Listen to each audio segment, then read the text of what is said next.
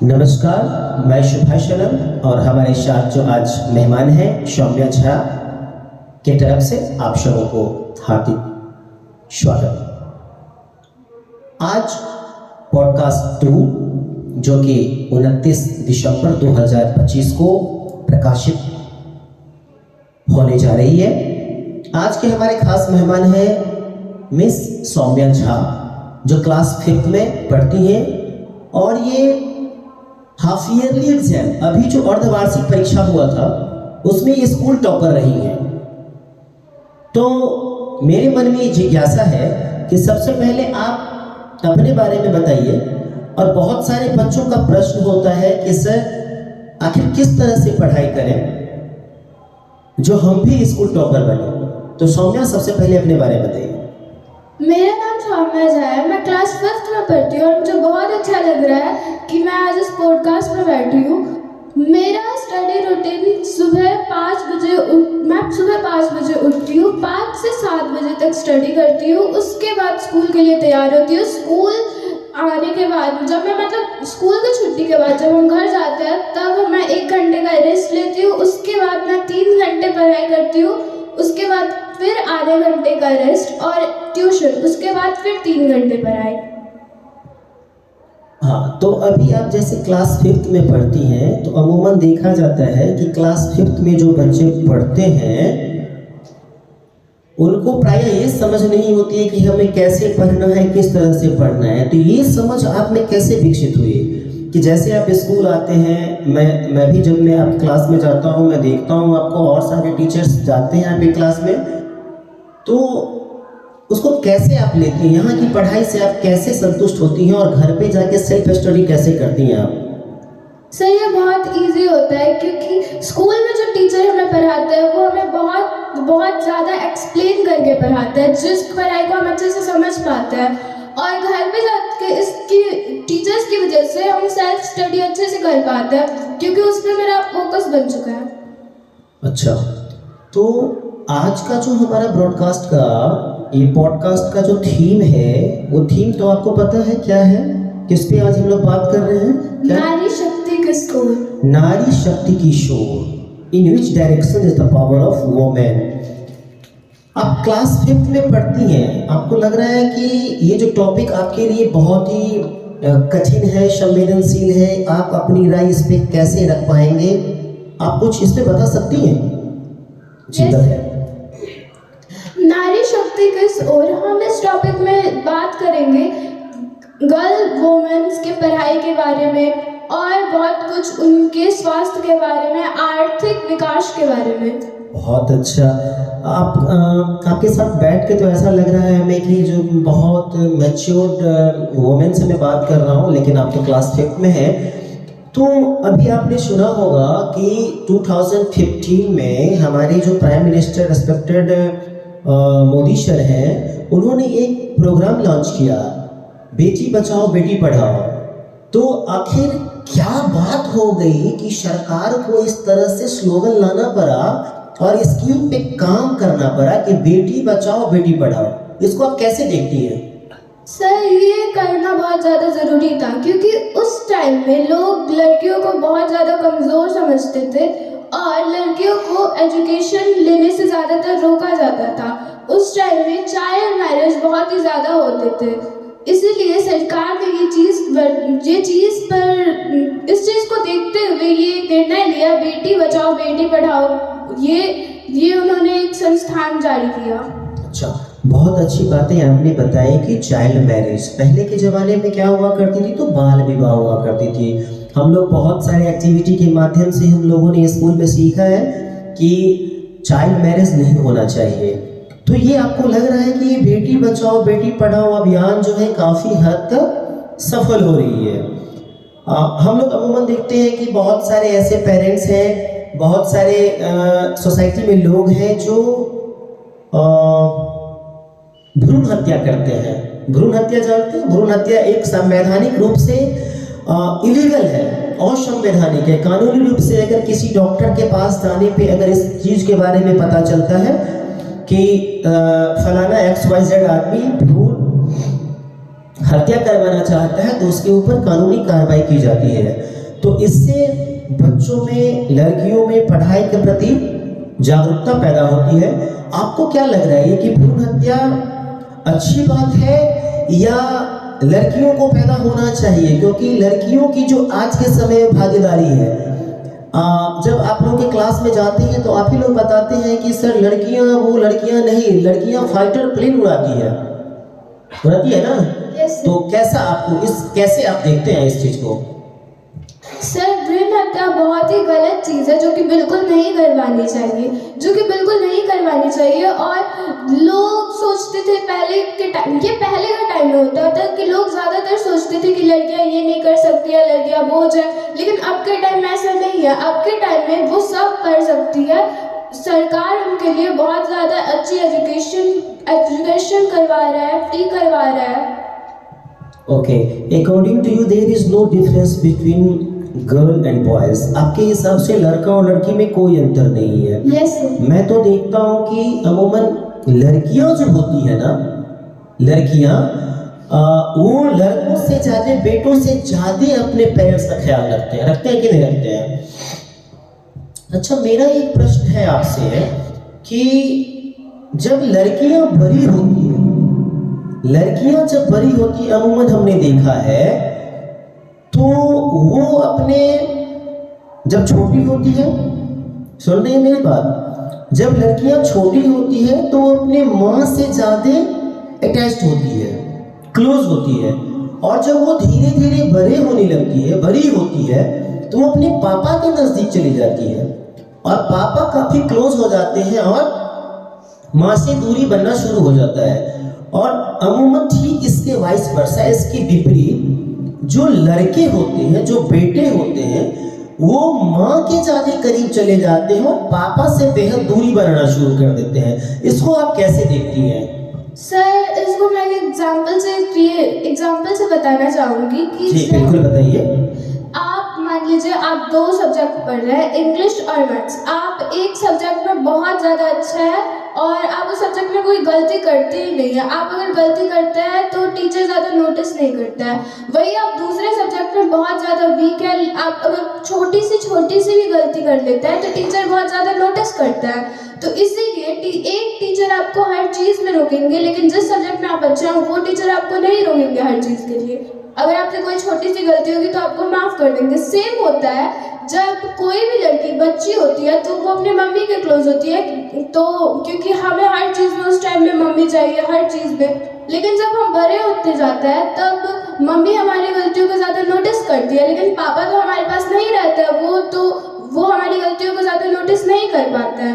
इसीलिए कोई भी लड़की बचपन में अपने मम्मी के क्लोज और बड़े होकर पापा के क्लोज चली जाती है। वाह, आपके इस आंसर से ऐसा लग रहा है, मैं पहले भी बोला हूँ कि लग रहा है कि हम काफ़ी मैच्योर्ड वुमेन से बात कर रहे हैं।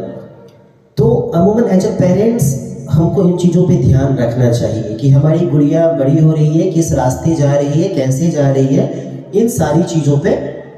तो आप पॉडकास्ट के माध्यम से जो आपको देख रहे हैं, उनको आप, उन लड़कियों को, उन गुड़िया को आप क्या कहना चाहेंगे कि किस तरह से अपना वो लाइफ स्टाइल आगे बढ़ाए? मैं उनसे यही कहना चाहूँगी, रिक्वेस्ट करना चाहूँगी कि आप अच्छी से अच्छी एजुकेशन लें और अच्छी से अच्छी जॉब करें, क्योंकि सरकार ने आपके लिए बहुत कुछ फ्री किया है। सरकार ने आपके लिए बहुत कुछ फ्री किया है। इस पे मैं आपसे पूछना चाहूँगा कि अगर कोई लड़की पढ़ने के लिए तैयार है, उनके पेरेंट्स पढ़ाने के लिए उनको तैयार हैं, लेकिन इकोनॉमिकली अगर वो क्या है, साउंड नहीं है, कमज़ोर है, तो उनको कैसे पढ़ाई के लिए कैसे उनको पैसा मिलेगा, कैसे होगा? इसके लिए गवर्नमेंट पैसा देगी बैंक से। वाह, ग्रेट, कितनी आपकी सोच अच्छी है। तो बच्चों को आगे बढ़ना चाहिए, लड़कियों को पढ़ना चाहिए। अच्छा, अब मान लीजिए कि आप मेट्रोपॉलिटन सिटीज़ में, जैसे हैदराबाद हो गया, दिल्ली हो गया, जो भी, नोएडा हो गया, मुंबई हो गया, कहीं पे आप जॉब कर रही हैं और आपके माता पिता घर पे रहते हैं और वहाँ पे आप जॉब कर रहे हैं, अकेले रहती हैं, तो आप अपनी सुरक्षा के दृष्टिकोण से, सरकार तो हमारे लिए बहुत कर रही है। आज के टाइम पे जैसा कि आपको भी पता होगा, सबको पता है कि 33% रिजर्वेशन पॉलिटिकल इन्वॉल्वमेंट में किए हुए हैं कि अगर 100 अगर लीडर अगर खड़े होंगे तो उसमें से कम मिनिमम 33% जो है सो वुमेन को वहाँ भी रहना है। तो उस जगह पे आप अपने आप को, जब आप अकेले होती हैं, मेट्रोपॉलिटन सिटीज में कहीं जाना होता है, अपने वर्क प्लेस पे आपको काम करना होता है, तो अपने आप को वहाँ पे आप कैसे सेफ रख पाएंगे अपने टीममेट के साथ, कलीग्स के साथ? सर इसका मेन होता है सेल्फ डिफेंस। सेल्फ डिफेंस मतलब होता है कोई आप पे अटैक कर रहा है तो आप उस अटैक को रोकने में जो ट्राई करेंगे उस ट्राई को आप सेल्फ डिफेंस बोलेंगे। मतलब फॉर एग्जांपल ये भी हो गया कि हम कहीं जा रहे हैं, मेरे हाथ में एक पर्स है, तो कोई वो लेके भाग रहा है, तो हमसे उस टाइम जो हो सकेगा हम वो कर सकते हैं। हम मतलब अगर हम कहीं अकेले हैं, मतलब हमारे आसपास लोग हैं, तो हम उनसे हेल्प मांग सकते हैं, जोर से बोल के हेल्प मांग सकते हैं, या फिर खुद भी उनको पीट सकते हैं। ग्रेट।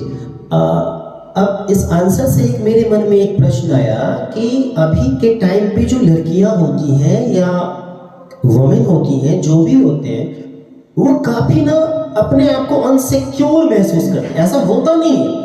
अगर आप साइकोलॉजिकली इन चीजों को देखते हैं, मेंटली अगर आप इन चीजों को सोचते हैं कि हम कमजोर हैं, तो वो आपको कमजोर बनाएगा।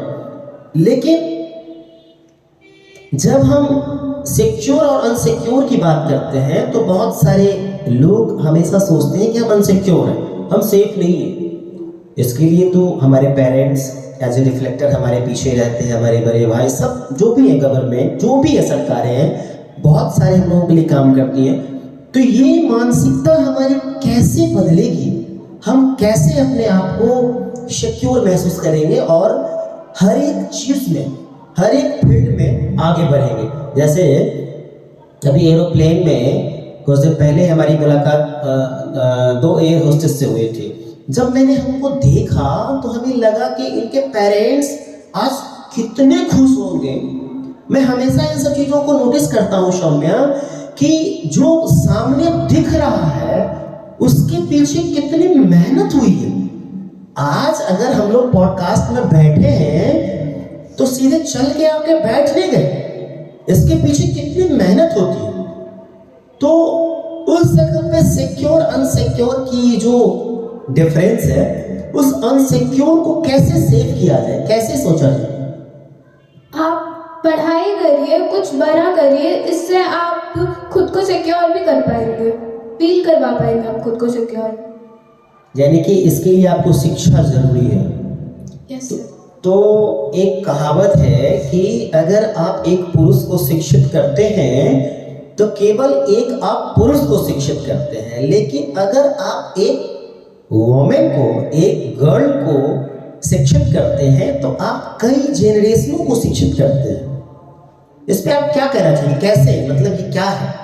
अगर आप एक गर्ल को शिक्षित कर रहे हैं तो फिर वो आगे चल के बहुत सारे लोगों को भी बता सकती है। आपकी सिखाई हुई चीज़ वो हर किसी को बता सकती है, वो बहुत सारे लोगों को पढ़ा सकती है। मेरा मानना है कि जैसे अगर आप एक लड़की हैं, कल होके आप माँ बनेंगे, कल होके माँ बनेंगे, कल होके आपके जो बच्चे होंगे उनको आप शिक्षित करेंगे। जैसा कि हमें लगता है हमारा देश, मुझे ही नहीं लगता है, ये अमूमन देखा जाता है कि हमारा देश पुरुष प्रधान देश है। इसमें आपके पिताजी भी जॉब करते हैं और आपकी माता क्या है, हाउसवाइफ है। बहुत सारे जगह पे देखते होंगे कि जो लेडीज़ हैं वो वर्क प्लेस पे जॉब करती हैं, और जैसे कि वाइफ भी जॉब करती है और हस्बैंड भी जॉब करते हैं। तो अगर आपकी पढ़ाई लिखाई अगर अच्छे से हो जाती है, आप अच्छे से पढ़ लेते हैं, आपकी क्वालिफिकेशन A ग्रेड की हो जाती है। एज फॉर एग्जाम्पल, अगर आपने अभी तो क्लास 5th में है आपकी दिल्ली अभी बहुत दूर है, अगर आप पोस्ट ग्रेजुएशन कर लेती हैं और जॉब भी नहीं करती हैं, एज ए हाउस वाइफ अगर आप रहती हैं, तो आपके जो बच्चे होंगे उनको तो एटलीस्ट कम से कम आप पोस्ट ग्रेजुएशन कराएंगे। Yes sir. उतना तो कराएंगे, बल्कि उससे ज्यादा कराएंगे। आप अपने बच्चे को आप अपने से बेहतर आप देखना चाहेंगे, क्योंकि हर एक माता पिता जो होते हैं वो अपने से बेहतर किसको देखना चाहते हैं? अपने बच्चों को, क्यों देखना चाहते हैं? क्योंकि वो चाहते हैं कि हम जितना पढ़े हैं हमारे बच्चे उससे भी ज़्यादा पढ़े और हमारा नाम रोशन करें। बिल्कुल, नाम रोशन करें और अपने आँख के सामने में अपने बच्चों को फलते फूलते हुए देखें। ठीक है? तो सौम्या, थोड़ा सा इधर मैं आपसे पूछना चाहूँगा कि अभी तो आप क्लास 5 में हैं, आप अपने बारे में क्या सोचती हैं कि आगे चलकर क्या करना चाहती हैं? सर मैं आगे चल के एक नेवी ऑफिसर बनना चाहती हूँ। क्या बनना चाहती हैं? Navy officer. अरे बाप रे, नेवी ऑफिसर, यानी कि वो आर्मी, एयर फोर्स, नेवी जो होता है वो? Yes sir.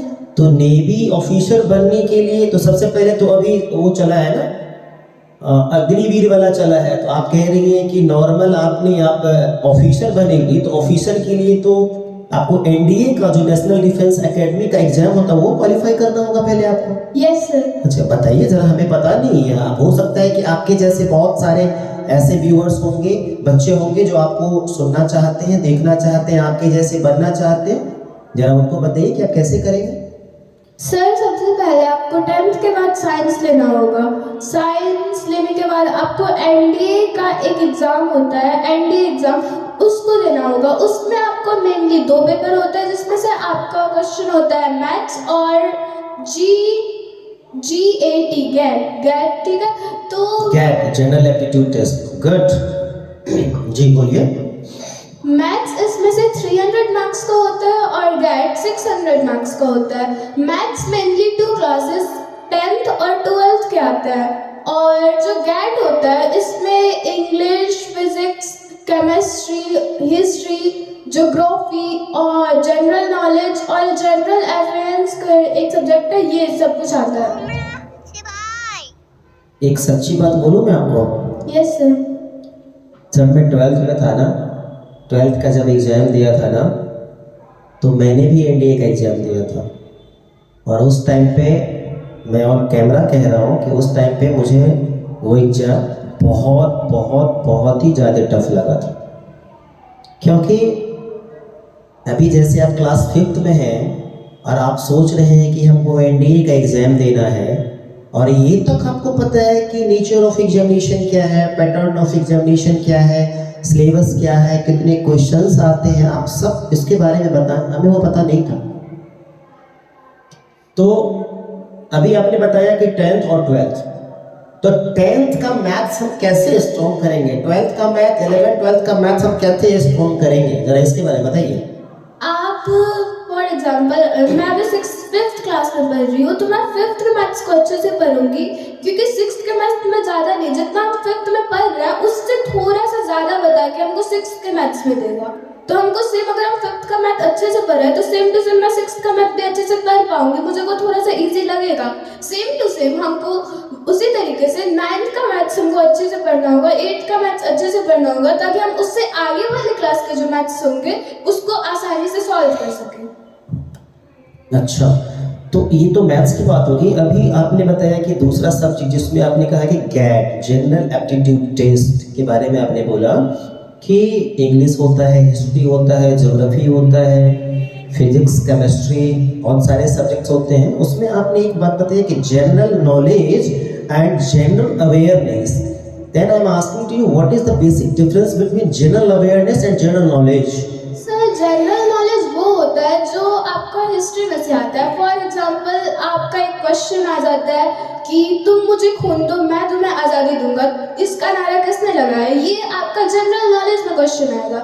लेकिन जनरल अवेयरनेस में आपका क्वेश्चन करंट में जो अभी चल रहा है उससे आएगा। फॉर एग्जांपल कि अभी भारत और पाकिस्तान का बहुत बड़ा युद्ध हुआ था जिसका नाम था मिशन सिंदूर, तो आपको करंट में मिशन सिंदूर हुआ था, तो उसमें से जो क्वेश्चन आएगा वो कहलाएगा जनरल अवेयरनेस। वाह, ग्रेट। मतलब हम तो क्या बताएं, आज हम कैसे, आज हमारी गेस्ट कैसी है जो एक भी कोई ऐसा क्वेश्चन नहीं जिसका ये जवाब नहीं दे पा रही है। तो ये चीज़ें, जैसे आपने कहा कि एनडीए का हमको एग्जाम देना है, तो ये चीज़ें तो एक दिन में तो नहीं होती है, इसके लिए मेंटली प्रिपेयर आपको होना पड़ता है। जैसे कि आपके स्कूल में आपके टीचर्स के द्वारा बताया जाता है कि क्लास 6 से आप लोग एनसीईआरटी पढ़ना शुरू करें। अभी आपने बताया ना कि 6 अच्छे से पढ़ेंगे तो 7th अच्छे से पता चलेगा, 8th अच्छे से पता चलेगा, 9th अच्छे से पता चलेगा। तो जब आप धीरे धीरे बड़े होएंगे तो आपको पता चलेगा।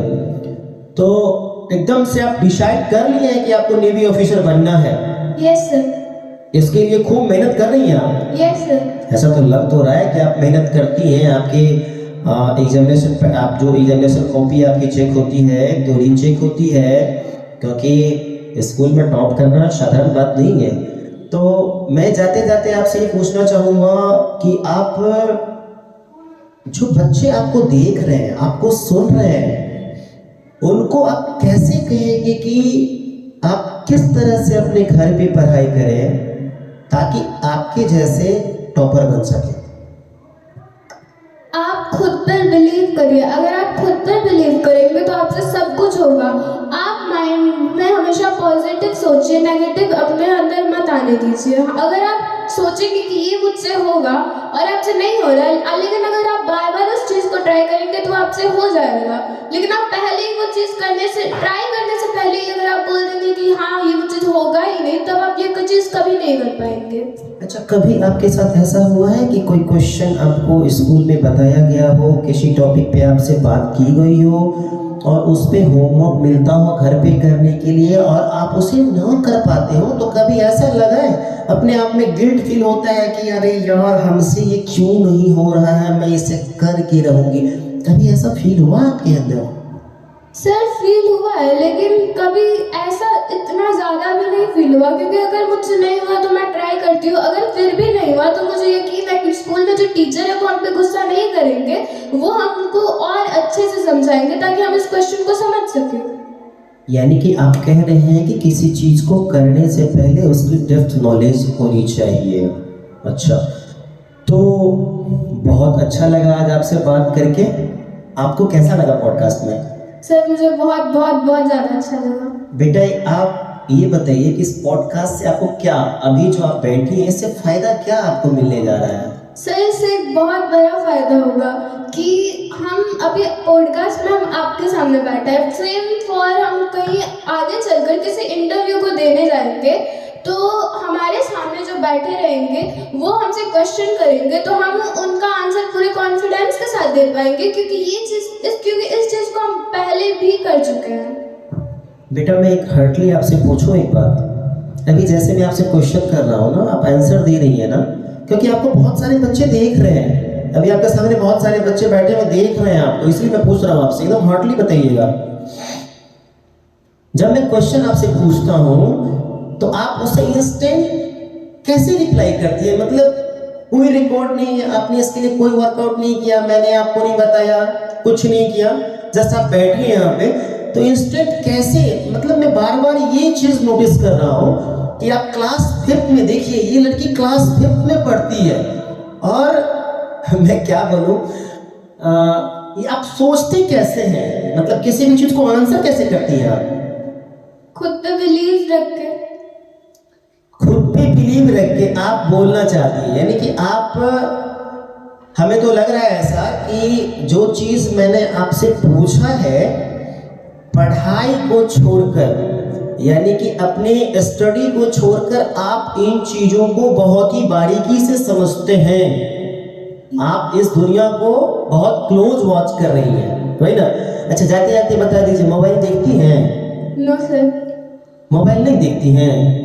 फोन का यूज तो हम बिल्कुल नहीं करते हैं। करना चाहिए ना, क्यों नहीं करती हैं? करना चाहिए। कहा गया है कि खेलोगे कूदोगे तो बनोगे महान। महान, अब पढ़ोगे लिखोगे तो, है ना? जैसे लोग गुस्सा में बोलते हैं ना, अपने पेरेंट्स बोलते हैं कि पढ़ोगे लिखोगे तो बनोगे खराब, खेलोगे कूदोगे तो बनोगे महान। बिल्कुल ऐसा नहीं करना चाहिए।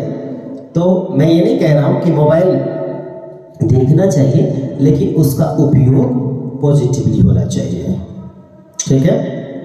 मैं इस पॉडकास्ट के माध्यम से आपके माता पिता को बहुत बहुत धन्यवाद देना चाहता हूँ कि आप अपने बच्चे को इस विद्यालय में दाखिला कराकर हम लोगों के लिए भी गर्व की बात है कि हम लोगों को भी ऐसे बच्चों की सानिध्य में रहने का मौका मिलता है, अवसर मिलता है। आप लोगों को ये पॉडकास्ट कैसा लगा बताइएगा ज़रूर। आप सबों के आशीर्वाद और स्नेह अपेक्षित। धन्यवाद।